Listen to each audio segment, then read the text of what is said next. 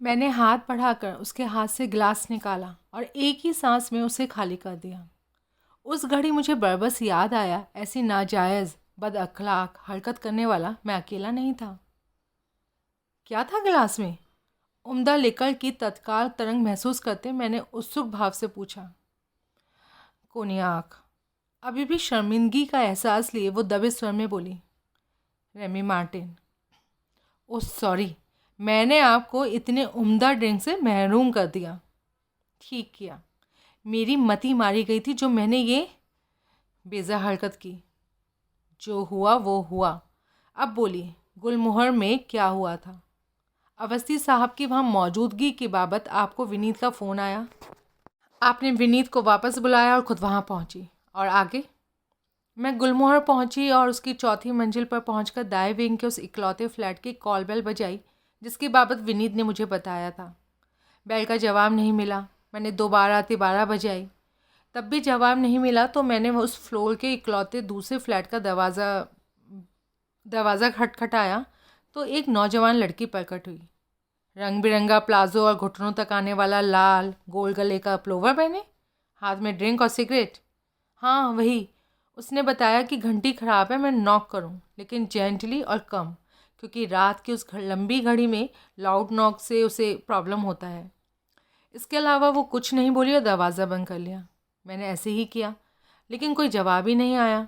तो मुझे ऐसा लगा कि हो सकता है कपिल वहाँ से निकल गया हो, क्योंकि मुझे वहाँ पहुँचने में ही 1 सवा घंटा लगा था। लेकिन दरवाजे से मालूम नहीं पड़ रहा था कि भीतर रोशनी थी भी या नहीं। मैंने फिर दोबारा से कॉल बेल बजाई बराबर वाले फ्लैट की, तो लड़की ने दरवाज़ा नहीं खोला। बंद दरवाजे से पूछा कि क्या चाहती हैं। हाँ, तो हो सकता है उसने आपको मैजिक आई से देख लिया हो। तो मैंने फ्लैट में ऑक्यूपेंसी की बात पूछा तो बोली शाम से ही वहाँ काफ़ी आवाजाही थी, तो फ्लैट इस समय खाली तो नहीं हो सकता था। और बोली आप केयर टेकर से बात करें। और मैंने उसकी इस बात से इंकरेज होकर फिर दरवाज़ा खटखटाया और जोर से बोली, अगर भीतर मरे पड़े हो तो पुलिस को खबर कर दूँ। तभी दरवाज़ा खुला और चौखट पर कपिल दिखाई दिया। मैंने उसको एक साइड किया और भीतर गई। उसने मेरे पीछे दरवाज़ा बंद किया। अब बिना पूछे सफाई देने लगा कि वो यहाँ एक दोस्त से मिलने आया था। दोस्त कहाँ था? तो कहा कि कहीं गया था, बोल के गया है, और उसके लौटने में मैं देर हो जाई पाती तो बेशक चला जाऊँ। हंसता हुआ बोला, तो बस जाने की तैयारी ही कर रहा था कि मैं आ गई। अब दोनों इकट्ठे चलते थे। वो सच में ही मेरी बाँह पकड़कर मुझे बाहर को चलाने लगा तो मैंने उसका हाथ झटक दिया और पूछा कि दरवाज़ा इतनी देर से क्यों खोला? तो घंटी ख़राब थी तो क्या नॉक भी नहीं सुनाई दे रहा था? बोला टॉयलेट में था। मैंने कमरे में निगाह फिराई तो मुझे नीम अंधेरे का एहसास हुआ। उस बाबत पूछा तो बोला बस जा ही रहा था, इसलिए सिर्फ परे कोने का एक टेबल लैंप जलते रहने दिया था। मैंने और रोशनी करने को बोला तो वो फिर चलने का इसरार करने लगा। मैंने उसकी बात को नज़रअंदाज किया और खुद स्विच बोर्ड तलाश करने लगी और एक ट्यूबलाइट ऑन हुई। ट्यूबलाइट इलेक्ट्रॉनिक थी, इसलिए एक ही से वहाँ जगमग हो गई। तब मुझे परे सेंटर टेबल पर पड़ी विस्की की बोतल और 2 गिलास दिखाई दिए। दोनों ग्लासेस में सुनहरी लिक्विड अभी भी था और एक के रिम पर लिपस्टिक का दाग था जो साफ होठों से बना जान पड़ता था। उसने मेरी तवज्जो उस गिलास पर अटकी देखी तो खुद ही सफाई देने लगा। दोस्त का गिलास था, गिलास पर लाल रंग लग गया। मिस्टर कोहली, मैं खुद एक औरत हूँ और लिपस्टिक और लाल रंग में फ़र्क नहीं कर सकूँगी? ये मुमकिन है? मेरा सर इनकार में हिला। और दाग होठों के आकार का। फिर मैंने इनकार में सर हिलाया। बाय द वे, अब मैं बोला, वहाँ टेबल पर या आसपास कहीं कोई तीसरा विस्की का गिलास भी था? नहीं, 2 ही गिलास थे जो सेंटर टेबल पर अगल बगल में पड़े थे और जो अपनी ज़बानें उनके सामने 2 जनों के आमने सामने बैठने की तस्दीक कर रहे थे। और एक यकीनी तौर पर उसमें औरत थी। मेरी आमद पर कपिल ने जिसे फ्लैट में कहीं छुपा दिया था, इसलिए उसे दरवाज़ा खोलने में देर लगी थी। मैंने उससे पूछा कि वो दोस्त की गैर हाजिरी में ही वहाँ से जा रहा था तो अपना ड्रिंक बॉटम्स अप करके जाता। बोला ज़्यादा हो गई थी। कैसे ज़्यादा हो गई थी? बोतल में विस्की का लेवल तो ज़्यादा हो गई थी वाला नहीं था। बोला वो दूसरी बोतल थी, पहली लगभग आधी भरी थी जो उन दोनों ने खाली कर दी थी। तो ग्लास में मौजूद मुश्किल से 1 इंच और क्या कहती थी? एग्जैक्टली। फिर इतनी पी चुका वो तो लग भी तो नहीं रहा था। फिर फिर क्या? वैसे तो उसकी वहाँ मौजूदगी ही अपनी कहानी खुद कह रही थी। क्यों मनेसर का मुसाफिर गुलमोहर पहुँच गया था? ना सिर्फ पहुँच गया था, रात उसने वहीं खोटी करनी थी, क्योंकि रिकॉर्ड था कि मनेसर गया वो कभी सेम डे घर वापस नहीं आता था। जमा वो लिपस्टिक लगा विस्की गिलास उसके नापाक इरादों की चुगली कर रहा था। उसने एक बेवफा खाविंद होने की तस्दीक कर रहा था। मुझे पूरा यकीन है कि फ्लैट में कोई लड़की थी बेडरूम गेम्स की तैयारी में, जिसके साथ वो ड्रिंक्स एंजॉय कर रहा था। वहाँ 3 दरवाजे थे जो वहाँ 3 बेडरूम होने की चुगली करते थे। 2 बंद दरवाजे एक दो छोटे से पैसेज में आमने सामने थे और तीसरा ड्राइंग रूम में ही किचन में मौजूद था। मिस्टर कोहली, तलाशना तो मैंने पूरे फ्लैट का हर कोना खुदरा था, लेकिन पहले मैंने सबसे करीबी किचन के बाजू के बंद दरवाजे को अपनी तलाश का मरकज़ बनाया और उसकी तरफ कदम बढ़ाया। मेरा अभी एक ही कदम उठा था कि वो झपट कर मेरे रास्ते में तंकल खड़ा हो गया और फिर वहाँ से चल देने की ज़िद दोहराने लगा। मैंने उसे जबरन हटाने की कोशिश की, लेकिन मैं कामयाब नहीं हो सकी। गुस्से में मैंने उसे वार्न किया कि मेरे रास्ते से हट जाए वरना अंजाम बुरा होगा, और उसने कान से मक्खी उड़ाई और मुझे वहाँ से बाहर घसीट कर ले चलने में कसर नहीं छोड़ी। चोरी और ऊपर से सीना जोरी वाले अंदाज में जब मैं वहाँ से निकली तो मैं भड़क उठी और मैंने गन निकाल ली। मेरी गन, जो मेरी एस्टेट में हाजिरी के पहले दिन से ही मंगलवार को ही मेरे बैगेज से गायब थी। किसने निकाली? मैंने। आपका मतलब है आपके कहने पर किसी और ने, यानी हर्षदीप ने?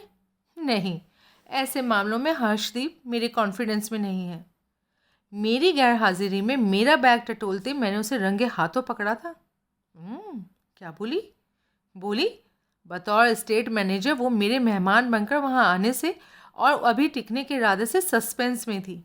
बोली जैसे मैं वहाँ पहुँचा था वैसे यहाँ किसी के भी बुलाए कभी कोई मेहमान नहीं आया था, और मेहमान भी ऐसा जो कई दिन रुकने वाला था, जबकि एस्टेट में कोई मेहमान कभी ओवरनाइट नहीं रुका था।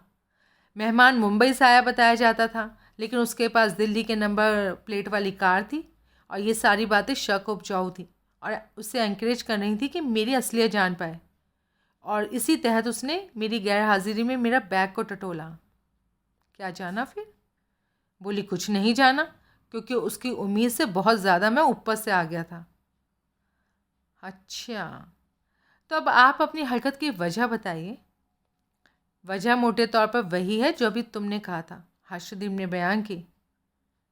आप मेरी बात सस्पेंस में थी। हाँ, क्यों? हर्षदीप ने तो इस बाबत अपनी स्टेट मैनेजर की नौकरी का हवाला दिया। आप क्यों? क्योंकि मेरे कत्ल की 3 कोशिशें हो चुकी थीं और स्टेट में किसी को कोई खबर नहीं थी, और पहले नहीं कहा मैंने, लेकिन अब पुरइसरार कहती हूँ, मुझे कपिल पर इस सिलसिले में पूरा पूरा शक था। और ऐसे में स्टेट में जैसे तुम आसमान से टपके। ना जाने क्यों मुझे लगा कि तुम्हारी स्टेट में यूं हाजिरी भी मेरे खिलाफ कोई साजिश थी।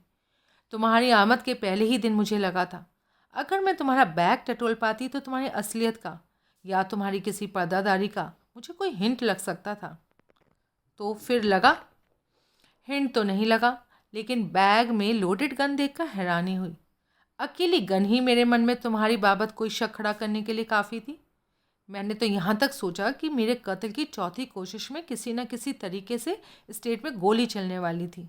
कैसे कोई आम मेहमान जो खुद को मुंबई का बिजनेसमैन बताता था गन लिए दिल्ली तक फिरता हो सकता था? मेहमान और क्या हो सकता था? हायर्ड असासीन हो सकता था। बहुत वाइल्ड गेस है आपका। असासीन को कोई घर बुलाता है? उसने जवाब नहीं दिया। वेल, मेरे पास गन का लाइसेंस है। पीटी के लाइसेंस के तहत मुझे गन रखने की इजाज़त है। भाई मुझे क्या मालूम था? मालूम था तो क्या मालूम था? मैं सुल्ताना डाकू था जो मेहमान के वेश में स्टेट को लूटने आया था। Mister Kohli, don't talk nonsense please. तो मेरे गन बैग में से गन आपने निकाली? हाँ, लेकिन रखी तो नहीं थी ना, लौटा भी तो देनी थी आपको। जब आपको अपनी खुद की रिसर्च से, जो आपको मेरी तलाशी लेने से पहले ना सूझी, मालूम पड़ गया कि मैं पीजी था, तब तो लौटाती। तब मेरे मन में गिल्ट कॉम्प्लेक्स था। मैंने सोचा था तुम्हारी विजिट के सिरे पर गन तुम्हें वापस करूँगी तो मुझे कम एम्बेरसमेंट होगी, या फिर ये सोचा था कि जैसे चुपचाप निकाली वैसे चुपचाप रख देती। हाँ, ये भी सोचा था मुझे, लेकिन मुझे लगता था कि तुम्हारी विजिट के आखिर में पहले जैसा मौका मुझे नहीं मिलने वाला था। एक बार खता खाया शख्स स्वाभाविक तौर पर होशियार हो जाता है, खबरदार हो जाता है। लिहाजा विद अपोलॉजी गन लौटा देने का इरादा था आपका या नहीं? था भाई। आपको पता है गन महंगी आइटम थी, 2.25 लाख की आती है, और उसका गायब हो जाना मेरा बहुत बड़ा नुकसान था। और इस बाबत अगर मैं उसी वक्त हल्ला करता तो भारी शर्मिंदगी के साथ मैं आपकी गन लौटा देती, लेकिन तब स्टेट में आपकी मेहमान नवाजी जारी नहीं रह पाती। स्टेट की मालकिन इमीडिएट डिसमिसल का हुक्म सुना देती, बिला शक। और अगर हस्बैंड एतराज़ करता, फ़ौरन खारिज होता। हर्षदीप को आपकी कोई हिदायत नहीं थी मेरा बैग टटोलने की? नहीं, मुझे तो अभी पता चला कि उसने ऐसी हरकत की। ना जाने क्यों मुझे ये बात कन्विंस नहीं करती कि हर्षदीप ने जो किया अपनी मर्जी से किया। मुझे अभी भी लगता है कि वो किसी का हुक्म मना रही थी। इसी मद में पहले आपकी बाबत ही सोचा था, लेकिन जब तलाशी के काम को आपने खुद अंजाम दिया तो इस बाबत हर्षदीप को हुक्म देने वाला कौन हुआ? कोई और कैंडिडेट जिसका हुक्म हर्षदीप बजा रही हो? आम हालत में मेरी तवज्जो तो कपिल की तरफ ही जाती, लेकिन तुम्हें अंगेज करने वाला ही कपिल था तो तुम्हारी तलाशी में उसकी भला क्या रुचि होती? एक ही तो शख्स था स्टेट में जो तुम्हारी असलियत से वाकिफ़ था, वो खुद ही अपने पीढ़ी की तलाशी का प्रबंध करता। एक्चुअली हम विषय से भटक रहे हैं और पुलिस किसी भी वक्त यहाँ आ सकती है। वापस गुलमोहर लौटिए और मुझे ये बताइए कि कपिल ने आपका बेडरूम का रास्ता रोका तो आपने गन निकाल ली, फिर? मैंने उस पर गन तानी और धमकाते हुए कहा कि मेरे रास्ते से हट जाए, लेकिन वो सीरियसली नहीं लिया उसने मुझे। उल्टा वो इस बात पर हैरान था कि मेरे पास गन थी। वो तो मुझसे हाथापाई करने लगा, गन मेरे हाथ से झपटने लगा। ना जाने क्यों तब मुझे उसकी मुकम्मल तवज्जो इस बात की तरफ लगी कि गन मेरे हाथ से निकल जाए और उसके कब्जे में आ जाए। मिस्टर कोहली, मेरा गोली चलाने का कतई कोई इरादा नहीं था। मुझे तो मालूम ही नहीं था कि गोली कैसे चलाई जाती है, गन कैसे हैंडल करते हैं। मैंने तो इससे पहले आज तक गन की सूरत तक नहीं देखी थी। मैं सिर्फ उसे डराना चाहती थी, उससे अपना रास्ता रोकने से बाज आया देखना चाहती थी। तो आप इस वजह से गन लेकर साथ गई? अब मैं क्या बोलूं, विनीत की कॉल ने भड़का दिया। भड़का क्या दिया, मेरा दिमाग हिला दिया। मेरे भेजे में हथौड़े की तरह ये बात बजने लगी कि मैंने कपिल को रंगे हाथों पकड़ना था। बस गन मुझे हासिल थी और इसलिए मैं साथ लेकर चली गई। जोश में आदमजाद ऐसा बहुत कुछ करता है जो होश में हो तो नहीं करता। तो इसका मतलब गोली चलाने का आपका कोई इरादा नहीं था? मेरा कोई इरादा नहीं था। आप बार बार पूछेंगे तो मैं यही जवाब दूंगी। गन दिखाकर मैं उसका जोश ठंडा करना चाहती थी, उसकी करतूत पर उसे शर्मिंदा करना चाहती थी, अपनी आंखों के सामने उसे घुटनों पर देखना चाहती थी। माफ़ कर देती तब? मालूम नहीं मैं उस समय क्या करती। कर देती तो वो सुधर जाता, रंगे हाथों पकड़ा जाने के बाद एक आदर्श पति बन जाता। हाँ, पहले वो नौबत तो आती। फ्लैट में कोई लड़की थी या नहीं मैं तो ये भी नहीं जान पाई। क्यों? उसके साथ हाथापाई छीना झपटी ने जैसे सारा सिनेरियो ही बदल दिया। मैं वो सब अब भुगत रही हूँ। एकाएक लाइट चली गई और पता नहीं फिर कैसे गोली चल गई। अंधेरे में कुछ नीचे गिरने की आवाज़ आई। मैंने अंधेरे में अपने सामने आजू बाजू हाथ फैलाया तो मेरे हाथ से अभी तक गुत्थम गुत्था कपिल भी मेरे हाथों में ना आया। इतना घना अंधेरा था कि कुछ भी नहीं दिखाई दे रहा था। और तभी मेरा पाँव किसी चीज़ से टकराया। तब मुझे एहसास हुआ कि वो फर्श पर ढेर था। मेरे प्राण कांप गए। अब एक सेकंड भी वहाँ टिकना मेरे लिए मुहाल था। जी चाहने लगा कि मैं आंखें बंद करूँ और स्ट्रेट पहुँच जाऊँ, लेकिन ऐसा तो हो नहीं सकता था। फिर जो हो सकता था मैंने किया। क्या? भाग निकली, यूँ जैसे मेरे पैरों में पंख लग गए।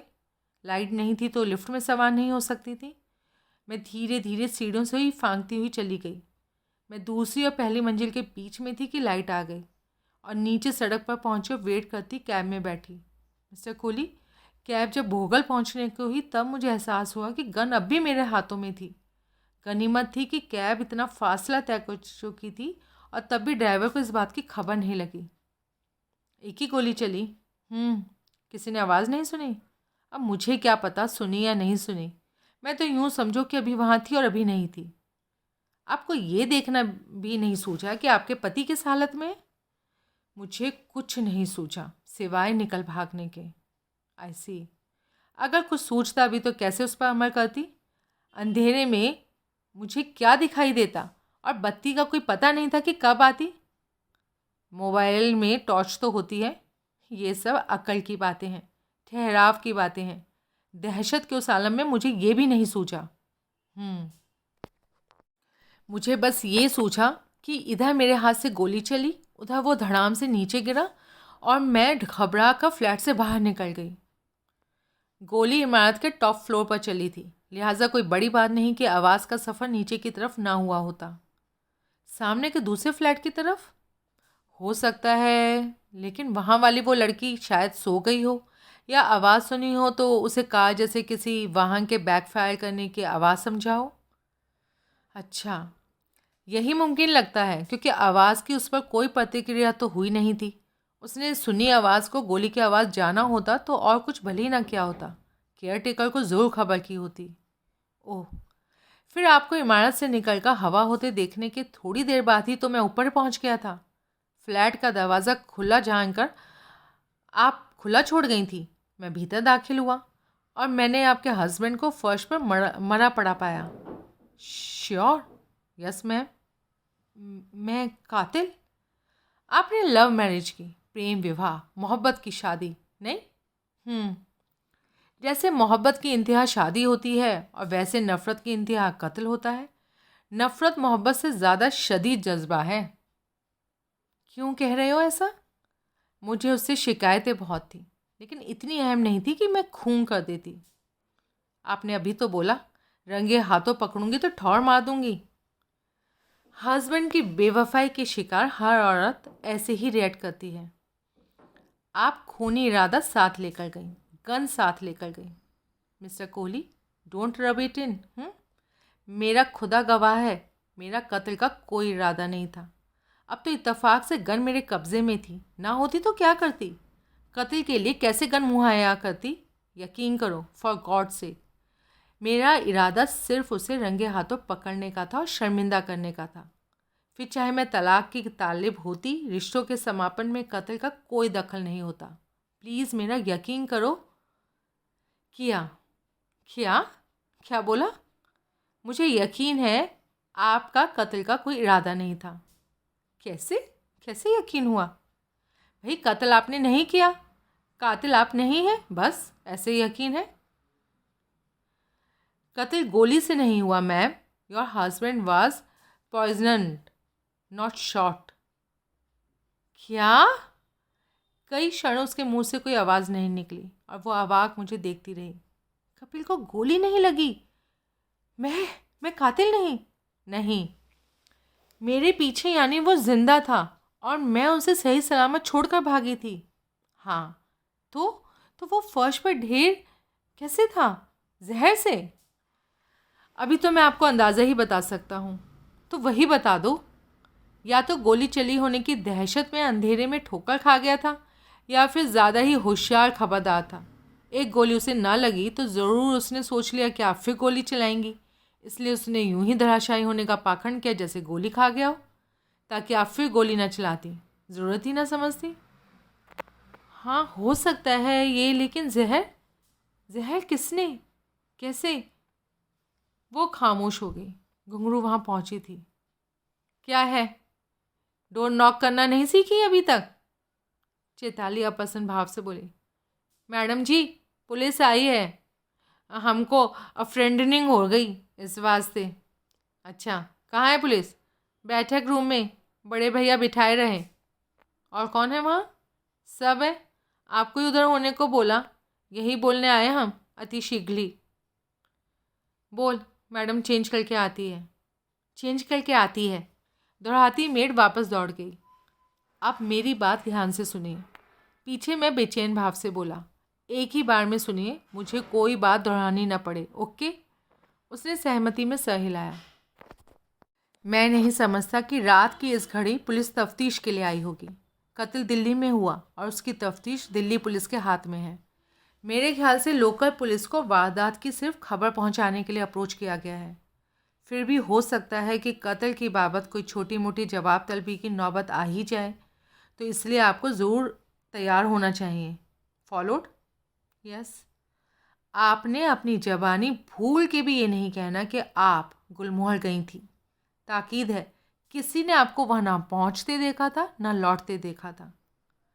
लेकिन वो कैब ड्राइवर, उसे नहीं पता आप कौन हैं। उसे नहीं पता गुलमोहर के भीतर क्या हुआ था। उसे बस ये पता होगा कि एक पैसेंजर को वो गुलमोहर लाया, पैसेंजर ने वहाँ शॉर्ट स्टे के बाद आपके साथ वापस आ गया और उसने आपको यहाँ पहुँचाया।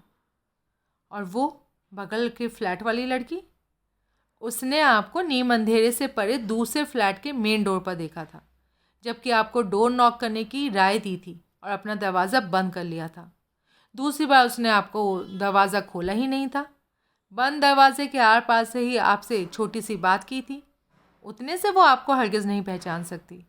और पूछे जाने पर उसका एक ही सीधा और सच्चा जवाब होगा कि वो नहीं जानती थी कि आप कौन थी। और गोली की आवाज़ उसने ना सुनी। मैंने पहले ही अर्ज किया, सुनी होती तो वो केयर टेकर को ज़रूर खबर करती और केयर टेकर पुलिस को फ़ोन करता। दूसरे वो टुन था, क्या पता गोली चलने के वक्त वो इतनी गहरी नींद सोया पड़ा हो कि उसे पता ही ना चला हो।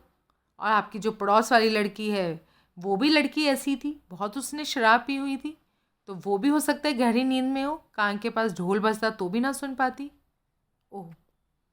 तफ्तीश पर पहुंची पुलिस को अभी ये या यूं ही कहिए कि मेरी वहाँ मौजूदगी के वक्त तक वहाँ गोली चलने की कोई खबर नहीं है। वो जहर से हुई वारदात थी, इसलिए वहाँ गोली चली होने का कोई सबूत तलाश करने का कोई प्रयोजन ही नहीं था। फिर ये बात भी आपके हक में है कि आप कातिल हैं ही नहीं।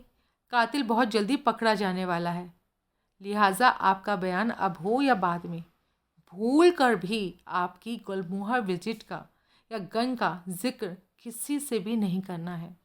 पूछे जाने पर यही जवाब देना है कि आप स्टेट में थी और पुलिस के आमद के बाद ही आपको अपने पति के हौलनाक अंजाम की खबर लगी थी। विनीत, उसके गुलमोहर की हाजिरी का तो बिल्कुल ही नाम नहीं लेना। उसे इस बाबत समझा के रखना। कहना मानेगा आपका? हाँ, बेझिझक बिना कोई सवाल किए। मुझे वो सगी बहन से भी ज़्यादा मानता है। खुशकिस्मत हैं आप। उसको समझा के रखिएगा कि वो भी एस्टेट में ही था। यूँ आप दोनों एक दूसरे के एलिबाई होंगे। विनीत आपका गवाह होगा। कल आप हर घड़ी स्टेट में थी, अपने बेडरूम में थी, क्योंकि आपकी तबीयत ख़राब थी, रेस्ट कर रही थी। और ऐसी एलिबाई की यही खूबसूरती होती है कि ये दो तरफा काम करती है। बकौल उसके आप स्टेट में थी, बकौल आपके वो स्टेट में था। Understand? I do now. Police का रुख करने से पहले उसे थामिए और उसे ये बात समझाइए। कर लेंगी ना? गन कहाँ है? यहाँ है। मेरे को दीजिए। वो उठकर एक वार्डरोब तक गई और गन के साथ वापस लौटी। मैंने गन उसके हाथ से लेकर तस्दीक की। उसमें से एक ही गोली चली थी। फिर उसे पतलून की बेल्ट में खोस लिया। अब आपको चेंज के लिए मेरी गैर हाजिरी की ज़रूरत होगी।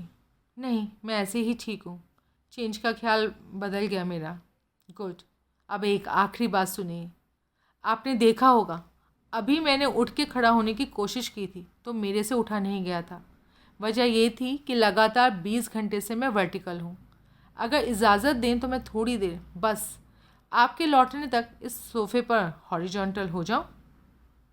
आराम से प्लीज़। अगर आप चाहें तो बेड पे सो जाइए, मैं ऊपर चली जाऊँगी जहाँ मुझे अकेली का भी बेडरूम है। लेकिन वो एक क्षण ठिठकी, फिर बोली, पुलिस ने तुम्हें भी तलब किया तो? नहीं करेगी। फ़िलहाल उनका सरोकार मकतूल की फैमिली से होगा और किसी से नहीं। ठीक है, फिर जाती हूँ।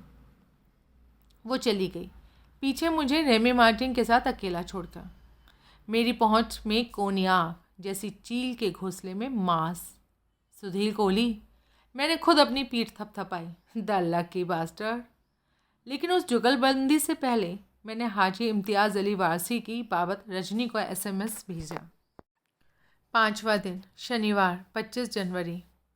11 बजे मैं सोकर उठा। रात को मैं वहाँ उपलब्ध कुर्ता पजामा पहनकर सोया था। मैंने अपने खुद के कपड़े समेटे, जूते हाथ में थामे और उसी हाल में मैं खुद को अलॉट हुए कमरे में पहुंचा। घुंघरू मेरे पीछे पीछे वहां पहुंची। हमने नोटनिंग की थी, आप ब्रेकफास्ट नहीं किए थे, उस वास्ते आए। मेरे लिए ब्रेकफास्ट का इंतज़ाम करने? हाँ मेहमान जी। कौन बोला? कोई नहीं बोला, हम स्वयं ले आए। आप मेहमान हैं, सोचा आपको हमारी सेवा की ज़रूरत होगी। हाँ है तो ज़रूरत, ब्रेकफास्ट यहाँ ला सकती हैं? हाँ साहब जी, बोलो काल आए। स्पेशल कुछ नहीं, जो भी ब्रेकफास्ट में बाकियों के लिए बनाऊँ आधे घंटे बाद, उससे पहले नहीं, क्योंकि मुझे तैयार होने में आधा घंटा लगेगा। ओके बोलत हैं, जाते हैं। सुन, कल पुलिस कब गई मालूम? मालूम, 10-12 मिनट ठहरी बस, आई और गई। मैडम को खाली बोलना था कि सर की डेथनिंग हो गई। मैडम बैठक रूम में आई, उन लोगों ने बोला, चले गए। बोल के गए, खाली खबर करने आए, बयान लेने दूसरी पुलिस आएगी। कितने लोग थे? 2 सिपाही और एक 2 सितारे वाला अफसर, यानी सब इंस्पेक्टर। एक तीसरा जीप में था, शायद चलाने के लिए, पर वो उधर ही रहा। मैडम के अलावा पुलिस ने किसी और से भी बात की ना, सबका बारी बारी परिचय लिया। बस, किसी से कोई सवाल नहीं किया? ना। विनीत से? ना जी। अच्छा जा। मैंने बाथरूम का रुख किया और तैयार होकर जब मैं बाहर निकला, ब्रेकफास्ट की ट्रे के साथ तुहिना वहाँ पहुँची। उसने खामोशी से ब्रेकफास्ट एक टेबल पर लगाया। मैं यहीं बरामदे में हूँ, किसी चीज़ की ज़रूरत हो तो आवाज़ दीजिए, किसी चीज़ से कोई शिकायत हो तो भी। शिकायत क्यों होगी? मालूम नहीं, आप मेहमान हैं इसलिए पूछना ज़रूरी है। सारे ही चतुर सुजान। Okay thank you. और वो चली गई। मैंने टेबल पर बैठकर इत्मीनान से ब्रेकफास्ट किया और चाय पी।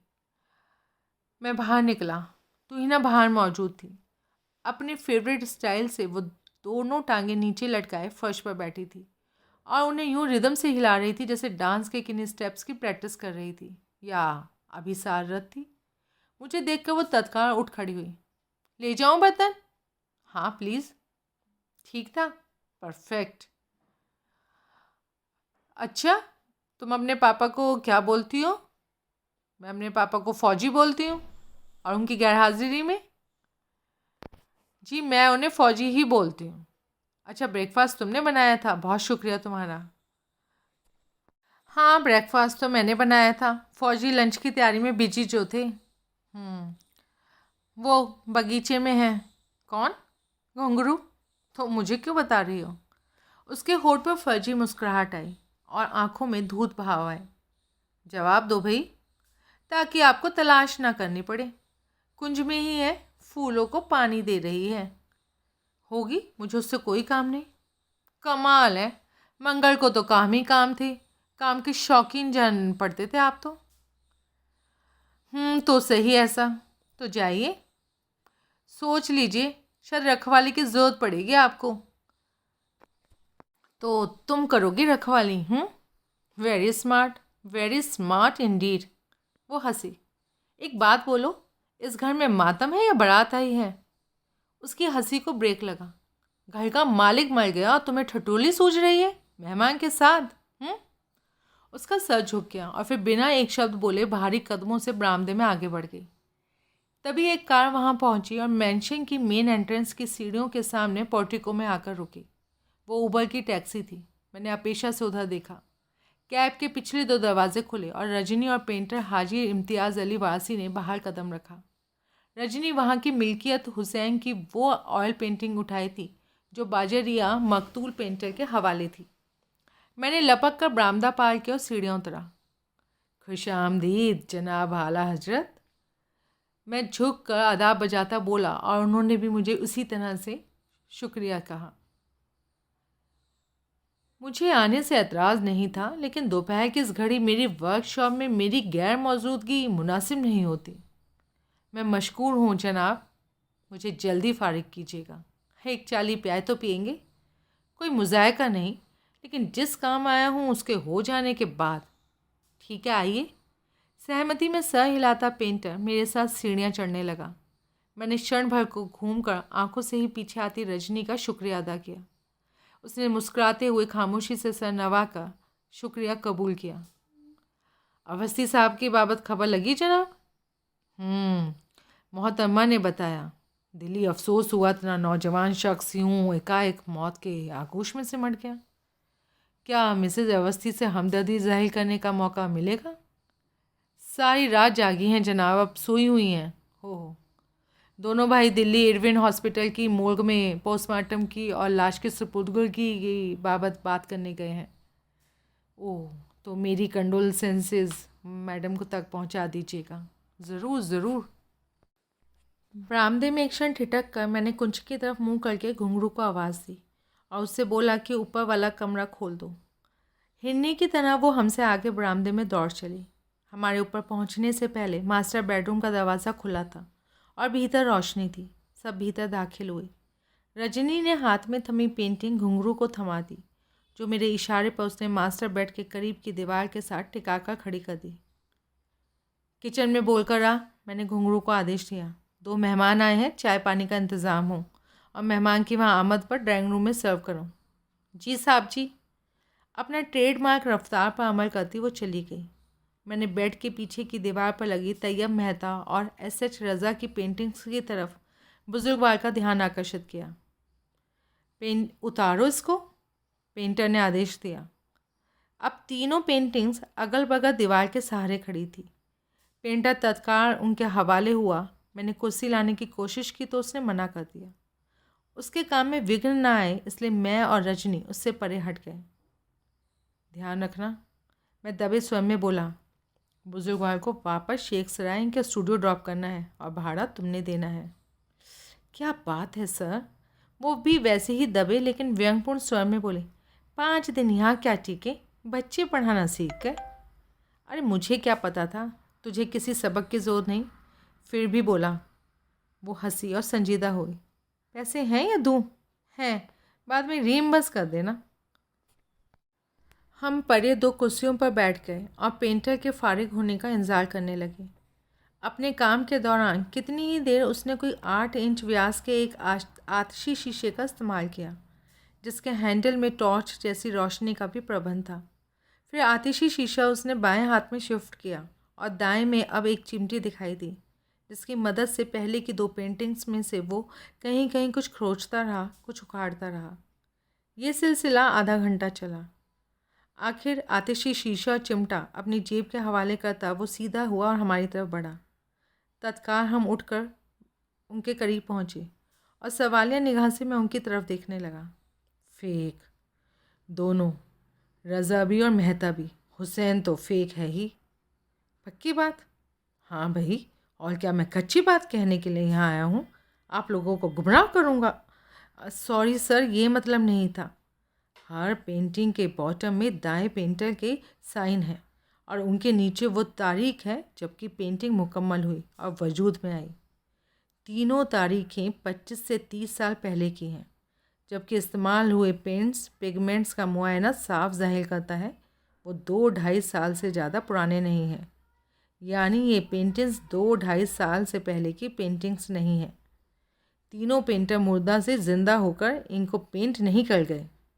ओह, तीनों पेंटिंग्स का एक साथ मुआयने करने पर अब ये बात भी दिन की तरह साफ़ है कि तीनों फेक पेंटिंग्स एक ही आर्टिस्ट का कारनामा है। यानी मेहता भी वो है, रज़ा भी वो है और हुसैन भी वो है। इतने इंटरनेशनल फेम एंड अक्लेम के तीनों आर्टिस्ट्स के वर्क को, स्टाइल को इतनी परफेक्शन से डुप्लिकेट करना हर किसी के बस की बात नहीं। मुझे काफ़ी हद तक अंदाज़ा है कि डुप्लीकेशन किसका कारनामा है, लेकिन यकीन से अभी कुछ कह नहीं सकता। यहाँ के बाशिंदा या अगर आइंदा कभी चाहेंगे तो मैं उस आर्टिस्ट का अता पता निकलवाने का काम कर सकता हूँ। क्या फ़ायदा होगा? वो भी यही बताएंगे कि ये पेंटिंग्स नकली हैं और हाल में तैयार की गई हैं, जो आपने ये बात बता ही दी है। लेकिन मुझे बताया गया था ये पेंटिंग्स कई सालों से एस्टेट में है और कई सालों से इस मास्टर बेडरूम की शोभा है, जो कि मोरवार मरहूम की ख्वाबगाह थी। इस बात को तवज्जो में रखकर जो नतीजा निकलता है वो तो ना ही बोलो बलखुरदार। गड़े मुर्दे उखाड़ने से हाथ कभी कुछ नहीं आया। जी सही फरमाया आपने। आपकी विजिट की पेमेंट करनी होगी। कोई पेमेंट नहीं। अवस्थी साहब ज़िंदा होते तो ज़रूर कबूल करते, लेकिन उनके इंतकाल के ज़ेर साया कोई फ़ीस नहीं।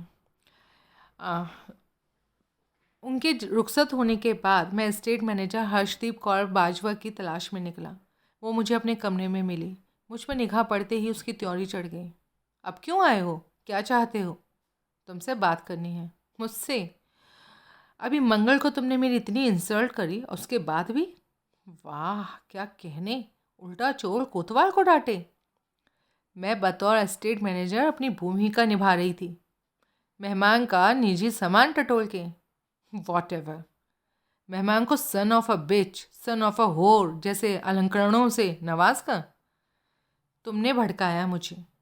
नहीं भड़कना था, मेहमान की इज्जत रखनी थी। तुम तो तमाम अदब भूल गई। इस बात पर भी भड़क कर दिखाया कि मैं तुम पर फिदा होकर क्यों नहीं दिखा रहा। मुझे गे तक बोला। वो सब भी बोला तो बोला, लेकिन जब आखिर में सब सुलह सफाई हो गई, तुमने माफ़ी मांग ली और मैंने माफ़ी कबूल भी कर ली। अब भी कलप रही हो। उसने कोई जवाब नहीं दिया। जो तुम जानना चाहती थी वो जान चुकी हो, और अब यहाँ पर हर किसी को मालूम है कि मैं प्राइवेट डिटेक्टिव हूँ और मुझे मरहूम कपिल अवस्थी ने एंगेज किया था। मेरे पीडी की हैसियत के ज़ेरे साया वो अगर ज़िंदा होता तो वो भी तुम्हें यही हुक्म देता कि मेरे हर सवाल का जवाब दो। आखिर वो तुम्हारा एम्प्लॉयर था। मेरे एम्प्लॉयर मानक लाल मोरवाल थे। तुम्हारे पे चेक जन्नत नशीन मोरवाल साहब साइन करते हैं। तुम्हें इन सब चीज़ों से कोई मतलब नहीं। मंजूर, लेकिन जिन बातों से तुम्हारा मतलब है, कम से कम वो तो सुन लो। ढिठाई छोड़कर अपना मतलब समझकर तो सुन लोगी। बोलो, तुम्हारी यहाँ की नौकरी खत्म। क्या? अब तुम्हें कोई नई जगह नौकरी तलाश करनी होगी, अब बहुत जल्द। इतना जल्द कि बस आया ही समझो। नॉनसेंस। मुझे यहाँ से कोई नहीं निकाल सकता। मोरवाल साहब अपनी वसीयत में लिख कर गए थे, मैं जब तक चाहूँ यहाँ पर मुलाजिम रहूँगी। कहाँ की मुलाजिम रह सकती हो? यहाँ की, मोरवाल स्टेट की। जब ना राजा रहे ना राज रहे तो रियाया की क्या औकात है? क्या मतलब है तुम्हारा? स्टेट गिरवी है। क्या? जी, चंद ही दिनों में नए मालिकान लोग आ जाएंगे। अब वो जाने कि वो तुम्हें मुलाजमत में रखना पसंद करेंगे या नहीं। वो मुंह बाए मुझे देखने लगी। बहुत फूली फूली चुगली बहन जी। डोंट कॉल मी बहन जी, फिगर ऑफ स्पीच है बहन जी। बहन जी, भाभी जी उन रंगों के कपड़े हैं जिनका पैबंद और किसी भी कपड़े पर लग सकता है। No fancy talk. I am not your behen ji. कहने से बन जाओगी? राखी बांधनी पड़ेगी। I want no fancy talk, come to the point.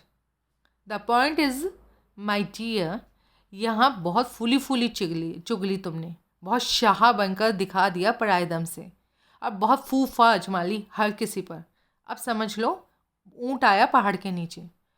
अब तुम्हारी यहाँ मुलाजमत उतनी ही सेफ है जितना सेफ पंचर्ड कंडोम होता है।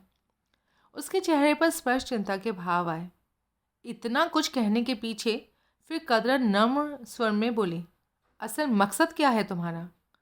तुम्हें एहसास दिलाना कि यहाँ अब तुम कोई प्रिविलेज्ड पर्सन नहीं हो। जिसकी तुम मुँह लगी थी, जिसकी तुम राजदान थी, वो अब इस दुनिया में नहीं रहा। मैं बड़े मोरवाल साहब की राजदान नहीं थी। मैं कपिल अवस्थी की बात कर रहा हूँ मैडम। मैं किसी की भी राजदान नहीं थी। की होल से कान लगाकर मेरी और चैताली की बातें सुनने की कोशिश कर रही थी। ये कोई मानने की बात है? किसी की हिदायत पर अमल नहीं कर रही थी। किसकी हिदायत पर? स्वर्गवासी अवस्थी की हिदायत पर। इनकार करके दिखाओ। क्यों? और कौन है यहाँ पर जिसका मेरे चैताली से बात करने से कुछ लेना देना था? लेकिन तुम अवस्थी जी का ही नाम क्यों ले रहे हो? क्योंकि तुम्हारी उनसे एक जुगलबंदी पहले से उजागर है। उनका क्लेम था कि पिछले 2-3 हफ्तों से यहाँ उनके कत्ल की 3 कोशिशें हुई और तीसरी कोशिश में तुम गवाह थी। अवस्थी ने मुझे खुद बताया था। क्या? मेरे से सुनना चाहती हो तो लो सुनो। तीसरी कोशिश के तहत उसका दावा था कि उसने यहाँ की पानी की टंकियों वाली छत पर जाने की कोशिश की थी और मैंने उसे वो पूरा वाक़या जैसे का तैसा सुना दिया। वो छत से लटका मदद की दुहाई दे रहा था तो तुमने आकर सीढ़ी को वापस छत से लगाया था। उसकी जान बची थी। कैसे जाना? खुद अवस्थी ने बताया मेरे ऑफिस में आकर बतौर पीडी मुझे ये पता लगाने के लिए अंगेज किया था कि उसके कत्ल की कोशिश कौन कर रहा था। तो क्या जाना पीडी साहब ने? बहुत कुछ जाना, लेकिन तमाम जाने की बाबत तुम्हें ब्रीफ करना ज़रूरी नहीं। तुम्हारी हाजिरी सिर्फ कत्ल की तीसरी कोशिश में है, जिसका कि अभी मैंने जिक्र किया। बकौल अवस्थी तुम उसकी गवाह हो, क्योंकि सिर्फ और सिर्फ तुमने अवस्थी की हाल दुहाई सुनी थी और आकर उसको रेस्क्यू किया था। ठीक। अब मैं अपनी कहूँ? जैसे कहने से बाज आ जाओगे। ऐसा कोई हादसा अवस्थी के साथ नहीं हुआ था। What nonsense? सीढ़ी का ऊपरी डंडा नहीं टूटा था? टूटा था, लेकिन अवस्थी की वजह से नहीं टूटा था। वो हादसा किसी और के साथ गुजरा था, जिसने उस बाबत खामोश रहने को तरजीह दी थी। इसी वजह से अवस्थी को वो हादसा खुद के साथ गुजरा होने का दावा करना सेफ बेट लगा था। लेकिन अगर असल में जिसके साथ हादसा गुजरा, अगर वो इस बाबत खामोश रहा, तो कैसे किसी को उसकी बाबत खबर लग सकती थी? ऐसा एक ही शख्स था जिसको बिना किसी के बताए उस हादसे की खबर लग सकती थी। कौन? कपिल अवस्थी। नॉनसेंस! उन्हें कैसे लग सकती थी? क्योंकि उस हादसे का आर्किटेक्ट अवस्थी ही था। क्या? उसने सीढ़ी का ऊपरी डंडा काटकर किसी की मौत का सामान किया था, लेकिन जब संभावित शिकार को उसने राजी खुशी मैंशन में विचारते देखा, तो वो समझ गया था कि हादसा तो उसके नियोजित तरीके से हुआ था, लेकिन शिकार किसी तरीके से बच गया था। कैसे बच गया था? जबकि सीढ़ी का डंडा तो बराबर टूटा था, उसकी उसे कोई खबर नहीं थी। उसका ऑर्गेनाइज्ड वो तीसरा हादसा था जो फेल हुआ। अब हर बार तकदीर उसका साथ तो नहीं दे सकती थी। वो जानता था कि इल्ज़ाम लगाती उंगली बस उसकी ही तरफ उठने वाली थी। तब उसने वो गेम खेला जिसके तहत उसने खुद को शिकार प्रोजेक्ट किया और तीसरे हादसे का गवाह बनने के लिए तुम्हें तैयार किया। पूछे जाने पर तुमने उसका झूठा गवाह बनना, या कि किसी ऐन मौके पर सीढ़ी वापस दीवार के साथ लगाकर तुमने अवस्थी को गिरने के से बचाया था, जबकि असल में ना तो सीढ़ी नीचे गिरी थी और ना ही तुमने अवस्थी को छत के किनारे से लटका पाया था। अब कबूल करो कि अवस्थी के मुलाहिजे में तुम पर जुरी करने के लिए तैयार हुई थी। करो कबूल, कोई हादसा तुमने नहीं देखा था, तुम्हें बाकायदा कोच किया गया था। तुम क्या कहना चाहते हो? आई रिपीट, असल में वो सब किसी दूसरे के साथ हुआ। कौन दूसरा? नाम लो उसका, और ये भी बोलो कि वो खामोश क्यों रहा। वो तुम्हारे स्कोप से परे की बातें हैं। तुम अपनी झूठी फर्जी गवाही की बाबत हाँ या ना बोलो। ना बोलूँ तो मैं भी बोलने के लिए तुमसे दोबारा इसरार नहीं करूँगा। अच्छा, इतनी आसानी से पीछा छोड़ दोगे? नहीं तो तुम्हारे पीछे यमदूत लगा दूंगा। क्या? पुलिस! तुम भूल रही हो, कपिल अवस्थी के कत्ल के केस में उसके सारे करीबी पुलिस के रडार पर हैं और तब तक रहेंगे जब तक कि केस हल नहीं हो जाता। मेरा कत्ल से क्या वास्ता? किसी का भी कत्ल से क्या वास्ता? हर कोई यही बोलेगा। मुमकिन है पुलिस हर किसी का बोला कबूल भी कर ले, लेकिन तुम्हारे पर उनकी नज़र इनायत जुदा तरीके से होंगी, क्योंकि तुम्हारी बाबत उन्हें ख़ास तौर से ब्रीफ किया जाएगा। कौन करेगा ये? मैं खाकसार, योर्स ट्रूली। तुम मेरी मुखबरी करोगे? क्यों नहीं करूँगा? सच में तो भाई नहीं बना लिया तुमने मुझे। वो बेचैन दिखाई देने लगी। उसने बोलने के लिए मुंह खोला, फिर होठ भींच लिए। की होल वाली हरकत की रूह में मैंने तुम्हें बड़ी फेयर वार्निंग दी थी। हमारी एक मुलाकात अभी और होगी, और ये है वो मुलाकात। वो फिर भी खामोश रही। जवाब ना देना भी जवाब ही होता है। ठीक है, मैं चलता हूँ, अब तुम जानो पुलिस। लेकिन हाँ, आखिरी बात फिर भी मैं कहता हूँ। उसकी भवें उठी। अवस्थी जिंदा होता तो उसके लिए वफादारी के तहत तुम्हारा खामोश रहना बनता था। अब जबकि तुम किन्हीं जाति ताल्लुकात के मुलाहिजे में से आज़ाद हो गई हो, तो खामोशी तुम्हारी इस समय बिल्कुल बेमानी है। मौजूदा हालात में खामोशी मकतूल का कुछ सुधार नहीं सकती, लेकिन हाँ, तुम्हारा कुछ या बहुत कुछ बिगाड़ ज़रूर सकती है। उसने बेचैनी से पहलू बदला। पुलिस के पास हल करने के लिए एक कत्ल का केस है, जिसके हल हो जाने के बाद आजू बाजू की बहुत सी बातें ऐसी होंगी जिनसे पुलिस का कोई सरोकार नहीं होगा। कत्ल भूस के ढेर से सुई तलाश करने की तरह होता है। पुलिस जब सुई तलाश कर लेती है तो भूस की उनके लिए कोई अहमियत नहीं होती। This again is a word to the wise. सोचना इस बाबत। जय हिंद। रुको, मैं ठिठका, घूमा। मेरी सवालिया निगाह वापस उस पर पड़ी। मैंने अवस्थी जी के हुक्म की तामील की थी। वो सर झुकाए दबे स्वर में बोली, जो उन्होंने कहा वो मैं किचन में पहुंचा। कुक जगत सिंह खाना बनाने की तैयारी कर रहा था। हेलो, बिज़ी हो? हाँ सर। तुम्हारा हेल्पिंग हैंड बेटी नहीं दिखाई दे रही। वो कुछ सामान खरीदने मार्केट गई है। तुम्हें फौजी कहती है? मुंह पर नहीं, पीठ पीछे। पीठ पीछे और लोग भी कहते हैं। फौजी? जी हाँ। लेकिन सूरत से तो तुम मवाली लगते हो। उसके चेहरे पर से अदब फ़ौरन गायब हुआ और बड़ी सख्त निगाह से उसने मुझे देखा। गैस बंद करो और मेरी तरफ देखो, तुमसे मुझे कुछ बात करनी है। उसने जैसे सुना ही नहीं। बहरे हो? सर, आप मेहमान हैं, मेहमान ही रहिए। आपका कोई मतलब नहीं मुझ पर हुक्म चलाने का। किसका मतलब है? नाम बोलो, उससे बुलाता हूँ। जिसके ज़्यादा हुक्म बरदार हो वो तो अब इस दुनिया में रहा नहीं। किसी और का नाम बोलूँ? ज़्यादा हुक्म बरदार? क्या नहीं थे अवस्थी साहब की ज़िंदगी में उनके? मेरे लिए सब बराबर हैं यहाँ पर। वो ज़्यादा बराबर थे। उनकी वजह से यहाँ तुम्हारी मुलाजमत थी। तुम उनके हुक्म के इतने पाबंद थे कि उनके कहने पर तुमने मेरी कार में बम लगाया। उसने चौंक कर दिखाया। या अपनी जाति हैसियत में वो काम किया?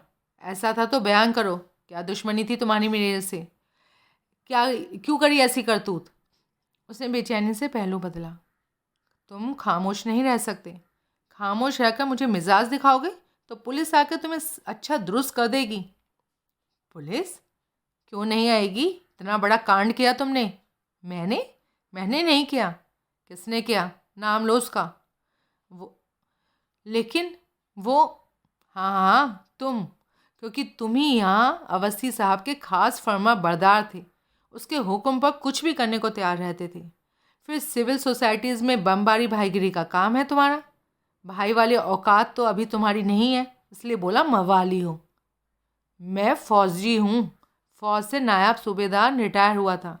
ओ भाई मेरे, अपनी औकात इतनी कम करके क्यों आंकते हो? बोलो मेजर रिटायर हुआ था, कर्नल रिटायर हुआ था। तुम्हें यहाँ रिकमेंड करने वाला मर गया। पीछे तुम्हारा बोला कुछ भी चलेगा। उसने गैस बंद करी और दृढ़ता से लंबे डग भरता बाहर की ओर बढ़ा। कहाँ जा रहे हो? उसने जवाब नहीं दिया। मैं अनिश्चित सा किचन में खड़ा रहा और सोचता रहा। शायद किसी दूसरे जने को हिमायत के लिए या कांड के ऑल्टरनेट कैंडिडेट के तौर पर बुलाने जा रहा है। थोड़ी देर बाद वो अकेला लौटा। उसके हाथ में लंबा खाकी लिफाफा था और एक एल्बम थी, जिसमें कि लिफाफे में एक फुल स्केप टाइप शुदा पेपर निकालकर जबरन मुझे थमाया। क्या है ये? देखिए। मैंने पेपर का मुआयना किया। वो हेड क्वार्टर 11th कॉर्प्स के लेटर हेड पर छपा नायब सूबेदार जगत सिंह का डिस्चार्ज लेटर था, जिस पर कोई 2.25 साल पहले ही उसकी फ़ौज से डिस्चार्ज की तारीख थी। और अब ये देखिए। उसने जबरन मुझे एल्बम थमाई। मैंने बारी बारी एल्बम के पन्ने पलटे। तमाम एल्बम उसकी फ़ौज की नौकरी के वक्त की तस्वीरों से भरी हुई थी। कुछ तस्वीरें 11th कॉर्प्स के आला अफसरों के साथ थीं, तो कुछ कुर्ब फ़ोटोज़ थी जिनमें उसे पहचाना मुहाल नहीं था। तकरीबन तस्वीरों में वो बावर्दी था। मैंने एल्बम बंद करके उसे लौटाई। आप क्या कहते हैं? ओके, तुम मवाली नहीं हो, इस बाबत मैं अपना अल्फाज वापस लेता हूँ। वही हो जो तुम खुद बताते हो, फौजी। ओके। लेकिन इससे तुम उस हरकत की जिम्मेदारी से बरी नहीं हो जाते जो परसों सुबह तुमने स्टेट के अहाते में मेरी कार के साथ की। भले ही विस्फोट से मेरी जान नहीं गई, पर इरादा एक कत्ल की वारदात फिर भी थी। और इसी वक्त आईपी दफ़ा 307 के तहत गिरफ्तार हो सकते हो, और फौजदारी की गैर ज़मानती दफ़ा है। फिर पड़े दुहाई देते रहना अपनी बेगुनाही की। पीछे जवान बेटी को संभालने वाला कोई है या नहीं? उसने अत्यंत चिंतित भाव से इनकार में सर हिलाया। मुझे हमदर्दी है तुमसे। आज का खाना तो बना ही लो, तब तक मैं पुलिस को फ़ोन लगाता हूँ। रुकिए प्लीज़। मैं ठिठका, वापस उसकी तरफ घूमा। सर, जब अवस्थी साहब के इसरार पर पहले उस बाबत को ना उछाला तो अब क्यों उछालते हैं? इस बात का जवाब मैं बाद में दूंगा। पहले कबूल करो कि परसों सुबह मेरी कार में तुम ही ने बम लगाया था। जी, मैंने मालिक का हुक्म बचाया था। मैं फ़ौजी हूँ। फ़ौज में बेहिचक बिना कोई मीन मेघ निकाले हुक्म की तामील करना सिखाया जाता है। यहाँ स्टेट में मेरी नौकरी और मेरी बेटी को आश्रय अवस्थी साहब की वजह से था, जिसके लिए मैं उनका दिल से एहसान मानता था। और फौजी कभी एहसान फरामोश नहीं होता। मेरे को मालिक ने एक काम का अंजाम देने का हुक्म दिया और मैंने उससे कबूल किया। मालिक यानी अवस्थी साहब। जी। क्या बोले? कार और मेहमान दोनों को उड़ा दो? नहीं नहीं जी, अपनी असल मंशा जाहिर करने से पहले उन्होंने मुझे खास हिदायत दी थी, वार्न किया था कि मेहमान का बाल भी बाका नहीं होना चाहिए। बस कार में महज एक धमाके का इंतज़ाम करूं ताकि कार को थोड़ी बहुत नुकसान पहुंचे और इससे मालिक इत्तेफाकन बच जाए, वरना टूट फूट का शिकार वो भी तो हो सकता था। मकसद क्या था? जी, अवस्थी साहब बोले थे तो आपको बताना ठीक होगा। अब वो इस दुनिया में नहीं है, सलामत होते तो खुद बताते। अब बताओ। जी, वो स्टेट में स्थापित करना चाहते थे कि कोई मेहमान की स्टेट में लंबी मौजूदगी से राजी नहीं था। लिहाजा मेहमान को यहाँ बने रहने से डिस्करेज करने के लिए किसी ने इस खामोश वार्निंग के साथ वो वारदात की थी कि मेहमान टिका रहता तो ऐसी वारदात फिर हो सकती थी। अब आप भी सोचिए कौन जान जोखिम में डालता। लेकिन ये नहीं हो सकता। अवस्थी ने बतौर पीडी खुद ही तो मुझे एंगेज किया था। वो भला ये ड्रामा क्यों स्टेज करवाता जिसके तहत मुझे स्टेट से बाहर की राह दिखाई जाती? सर, छोटा मुंह बड़ी बात। हाँ बोलो बेहिचक। जी, वो क्या है, यहाँ हर किसी को आपके स्टेट में मौजूदगी और लंबा ठहरने की घोषणा शक में डाल रही थी। हर कोई अपने अपने तरीके से आपकी असलियत जानना चाह रहा था।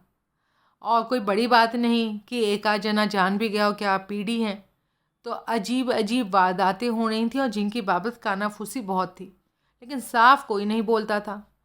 तो एक वारदात की तो मुझे ही खबर है, जिसमें बांस की सीढ़ी का टॉप के करीब कई डंडा टूटा था और वो डंडा सीढ़ी का मैंने ही सही किया था। अब परसों वाले वाक्य की वजह से आप खुद सोचिए, कैसे कोई कह सकता था कि उसे अवस्थी सामने अंजाम दिया था? वो तो आपको यहाँ लेके आए थे तफ्तीश के लिए। वो आपको स्टेट से बाहर करने का सामान भला क्यों करते?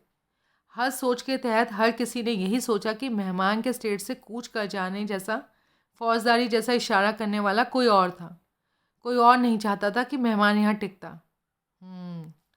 काफ़ी धूल की कौड़ी लगाए ये तुम्हारे अवस्थी सामने। वो खामोश रहा। कैसे करा बम का इंतजाम? जी, खुद बनाया। तुम तो कुक हो। हाँ, और फौज में भी कुक की नौकरी थी। गोला बारूद से क्या मतलब? वो भी प्रोडक्शन से। अच्छा, 2 साल मेरी वहाँ पर पोस्टिंग ग्रेनेडियर सेंटर में भी थी। तो इस वजह से तुम एक्सप्लोजिव एक्सपर्ट बन गए? नहीं जी, बस छोटी मोटी बात तवज्जो में आ जाती थी, जहन में घर कर गई थी, बस वही था। क्या छोटी मोटी बात? मसलन जानते थे कि ऐसा बम कैसे बनता था जो जान को नुकसान कतई ना करे, कार को कोई नुकसान करते वक्त धमाका ढेर करे? हाँ जी, वो मुझे मालूम था कि कैसे किया जाता है ये सब। अच्छा जी, वो बम मैंने बनाया था, उसकी बाबत मुझे यकीन था कि फटने पर धमाका करने और कार का हुड उड़ा देने के अलावा उसने कुछ नहीं करना था, लेकिन पता नहीं कैसे विंडस्क्रीन भी चकनाचूर हो गई। धमाका बहुत बड़ा हो तो वाइब्रेशंस भी बहुत ज़्यादा पैदा करता है और उन्हीं की वजह से शीशा चटका, चूर चूर हो गया। हाँ, यही हुआ होगा। कार कैसे खोली? नाबालिग छोकरे खोल लेते हैं, वायर हैंगर से, स्टील के फुट्टे से, या 3-4 कार कीज ट्राई करो तो लगी जाती है। तुमने कैसे खोली? फुट्टे से। एक बार दरवाज़ा खुल जाए तो हुड के लिए तो भीतर से लीवर ही खींचना था। बढ़िया, अच्छा सिला दिया मालिक को वफादारी का। अरे, मुझे अवस्थी साहब की मौत का बहुत अफसोस है। अब क्या करोगे? मैंने क्या करना है सर? अब जबकि मेरा गुनाह उजागर है, जो करना है अब आपको करना है। जो किया गलत किया, नाजायज़ किया, लेकिन जिन हालात में किया उसमें मैं तुम्हारे किए को नज़रअंदाज करने को तैयार हूँ। तो आप पुलिस को रिपोर्ट नहीं करोगे विस्फोट की? नहीं। उसने चैन की सांस ली। लेकिन अगर किसी और ने? काहे का? जिसका नुकसान हुआ, जब वो रिपोर्ट नहीं करेगा तो काहे को? विस्फोट एस्टेट में हुआ तो स्टेट का क्या डैमेज हुआ? कोई दीवार ढह गई, कोई छत उड़ गई? इनकार में सही लाता वो चुप हो गया। 2 दिन हो गए वारदात को, किसी ने विस्फोट की बाबत कुछ करने को जोश दिखाया ही नहीं। फिर भी कोई कुछ करने का ख्याल करेगा तो मैडम है ना, उसको सेट करने के लिए। ओह, कत्ल का केस है, बयान सबके होंगे, इसलिए वैसे भी सबको खबरदार करके रखना होगा। परसों सुबह यहाँ हुए विस्फोट का पुलिस से कोई जिक्र ना करे। जी कौन करेगा खबरदार? मैडम करेंगी, मुमकिन है शायद कर भी चुकी हूँ। ओह, लंच में देर लग रही है। जी हाँ, लेकिन आज ही ऐसा है। बचा दोनों भैया सुबह से ही पुलिस की हाजिरी भरने गए हुए हैं। पोस्टमार्टम में पता नहीं कितना टाइम लगेगा, फिर लाश की सुपुर्दगी का पता नहीं कब होगी। मैडम ने तो ब्रेकफास्ट भी नहीं किया, अभी नीचे भी नहीं उतरी। लंच की किसको जल्दी थी, बना के रखी तो देना था, इसलिए कोई जल्दी नहीं की। कुक की प्रायोरिटी के लिहाज से मेहमान कमबख्त हमारा तो किसी की गिनती में ही नहीं था। अब जल्दी भी करूँगा तो आधा पौना घंटे में बन ही जाएगा। ठीक है, मेरे लिए तुम कॉफ़ी बना दो और एक सैंडविच दे दो। जी अभी तक करता हूँ। मैं पुलिस हेडक्वार्टर पहुँचा। Devendra Singh Yadav, inspector special squad का ऑफिसर, वहाँ 9वीं मंजिल पर था। वो अपने ऑफिस में मौजूद था। मैंने मुझसे हाजिरी भरी। यादव ने अर्थपूर्ण भाव से वॉल क्लॉक की तरफ देखा। 2:30 बजे थे। सवेरा होने को था, मैं खेदपूर्ण स्वर में बोला, जबकि सोना नसीब नहीं हुआ। फिर ऑल द वे सूरजकुंड से आना था, फिर दिन के 1 वक्त का भारी ट्रैफिक। ठीक है बैठो। शुक्रिया। केस की क्या प्रोग्रेस है? क्या प्रोग्रेस होनी है, तफ्तीश तो बस अभी शुरू हुई है। रिश्तेदारों के बयान नहीं हुए? बेवा के 2 कज़न ब्रदर हैं, सुबह यहाँ पहुँच गए थे। उनसे बात की थी मैंने। दोनों कहते हैं वो कत्ल की बाबत कुछ नहीं जानते थे। उन्हें तो तभी खबर लगी जब देर रात स्टेट में लोकल पुलिस आई थी। बेवा चेताली एस्टेट की मालकिन? भाइयों से खबर लगी, शौक में है, नर्वस ब्रेकडाउन के हवाले है, इसलिए अभी बात करने के काबिल नहीं। अब दोनों भाई कहाँ हैं? इरविन हॉस्पिटल की मोर्ग में है। अभी आधा घंटा पहले पोस्टमार्टम हुआ। वो लाश की सुपुर्दगी के इंतज़ार में है वहाँ। टाइम तो लगता ही है इन्हीं कामों में। जनाब परेशान है दोनों, पीछे बहन की भी खबर लेनी है। इस सिलसिले में आप ही कोई हिदायत जारी कर देते तो। पहले ही बोला है कि इन सब कामों में टाइम लग ही जाता है, शाम भी हो जाती है मुकम्मल होते होते, और ना बोला होने की सूरत में अगली शाम हो जाना भी कोई बड़ी बात नहीं। बेवा के बयान के लिए मेरा खुद जाने का इरादा है। नर्वस ब्रेकडाउन की खबर ना आई होती तो यहाँ तलब करता उसको। आई सी। सर, पोस्टमार्टम की रिपोर्ट आपके पास पहुँच गई? हाँ, मेल से पहुँच गई। डॉक्टर की फिजिकली साइंड कॉपी आने में अभी टाइम लगेगा। क्या है रिपोर्ट में? क्यों जानना चाहता है? मालिक हो यादव साहब, आपकी मर्जी नहीं होगी तो मेरा चाहना क्या ना चाहना क्या। वो मुस्कुराया। कुछ क्षण अपलक उसने मुझे देखा। कत्ल जहर से हुआ है। आर्सेनिक के नाम से जाने जाने वाले घातक जहर से हुआ, इस बात की पुष्टि हो गई। तो जहर विस्की में था, और उस विस्की गिलास में जो उसके हाथ में फिसल कर कारपेट पर गिरा था। अब तस्दीक शुदा बात है, 1 आध घूंट से ज़्यादा नहीं पी सका। दूसरा घूंट पी सकने से पहले ही मौत आ गई। और उसके हाथ से निकला गिलास टेबल के 2 गिलासों से जुदा। तुम्हारे गुलमोहर से जाने के बाद मैं खुद ऊपर गया था और किचन को चेक किया। सिवाय एक रेफ्रिजरेटर की और थोड़ी सी क्रॉकरी की मौजूदगी के वहाँ कोई वर्किंग किचन नहीं थी। हाँ सर, क्योंकि फ्लैट किसी का स्थायी आवास नहीं था। वो 2 लोग वहाँ मिलते थे, बल्कि लव नेस्ट ही कह दें उन्हें, जिनकी असल और मुकम्मल ज़रूरत तो बस एक बेडरूम था। गोली लगे साले 2 प्रेमियों को। इसमें तो विषय वासना ही है ये सब कुछ, और इंसान पागल हो गया इसमें। जिस्मानी ऐशप्रस्ती के आगे सारी दुनिया हेज है कमबख्तों के लिए। सबके लिए नहीं, पता लगता है किसके लिए है किसके लिए नहीं, जब तक साला खून खराब ना हो। Sir, sex is a born instinct. तू तो तरफदारी करेगा ही, तू खुद ऐसा है। आप ऐसे नहीं हो, मेरी छोड़ दे तू। मैं तो एक पत्नी व्रतधारी हूँ, तभी तो 7 बच्चे पैदा कर लिए। बड़ी मुश्किल से मैंने ज़बान पर काबू पाया। हाँ के मुँह कर सकता था। अभी तक मुझे अच्छा रिसीव करता हॉस्टाइल हो सकता था। आप किचन के बारे में कुछ कह रहे थे? हाँ, वहाँ मौजूद क्रॉकरी के बारे में कह रहा था। कोली, जैसे 2 विस्की गिलास मौका वारदात पर सेंटर टेबल पर रखे पाए गए थे ना, वैसे 4 और थे वहाँ। क्योंकि ऐसे विस्की गिलास सेट में बिकते हैं और एक सेट में 6 ग्लासेस होते हैं। हाँ, और कारपेट पर लुढ़के तीसरे गिलास जैसा और कोई गिलास वहाँ था ही नहीं, इसलिए ये कुछ अलग ही मामला है।